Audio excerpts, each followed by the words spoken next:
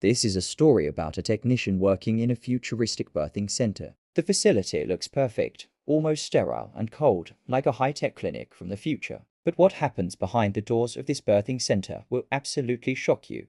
Anya worked as a technician in a hyper-advanced birthing facility that looked more like a high-tech clinic from a sci-fi movie than a place where human beings were brought into the world. Her days consisted of monitoring surrogate mothers, Arca vessels 1 through 9, as they approached their delivery dates. Each vessel had been carefully selected and prepared to ensure a successful delivery. Her mission was simple: make sure the products were delivered without complications. But the deeper she went into the facility, the more disturbed she became. She soon realized that her job wasn't just about monitoring pregnancies. It was about following a disturbing protocol, one that had nothing to do with standard medical practices. For example, each morning she had to spray a chemical that smelled like oranges on the vessel's bedding. It was labeled nesting instinct neutralizer. Apparently, the mothers had a tendency to arrange their blankets in a particular way, which was deemed an undesirable behavior. This was concerning. Why would these mothers behave this way? And why were they being forced to stop? But it got worse.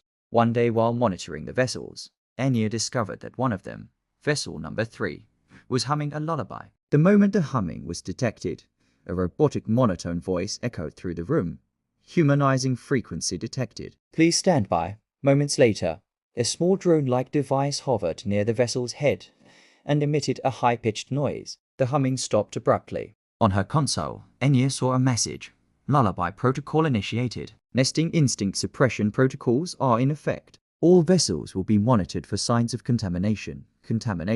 What did that mean? Anya continued to question the protocol and its purpose. As the weeks passed, she witnessed more disturbing things. For example, one vessel's hand had started shaking slightly. According to the protocol, this was labeled contamination level 2, maternal attachment. To stop this, she had to press a button which delivered a sedative directly into the mother's vagina. The most horrifying part came when one of the vessels began rejecting the fetus growing inside her. Her body, as if in self-defense, tried to expel the foreign object that had been implanted inside her. But the protocol forced Anya to override the mother's body's natural response. She had to keep the asset inside the host, even if it meant risking the mother's life. Anya realized the chilling truth. Their priority wasn't the vessel, the human being carrying the child, but the asset, the fetus. Then came the final and most brutal rule. The moment the product was born, it had to be immediately and completely severed from the surrogate mother. No physical contact, not even eye contact.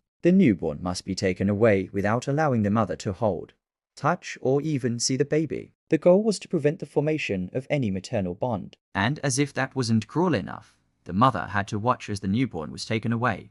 This final severance was the worst. It caused the mother such profound psychological agony that even Anya, the technician, was visibly shaken by it. But why? Why was the severance so brutal? What was the purpose of all this? That's when Anya made a horrifying discovery. The clients who arrived to collect the newborn weren't just any ordinary people. They were a wealthy human couple who had paid a lot of money for the baby. But they didn't buy a child. They purchased a product. A baby born as a blank slate, completely free from the contamination of its birth mother's love and bond. A baby that could be imprinted upon by its new owners. Anya's job wasn't just about delivering babies. It was about stealing souls.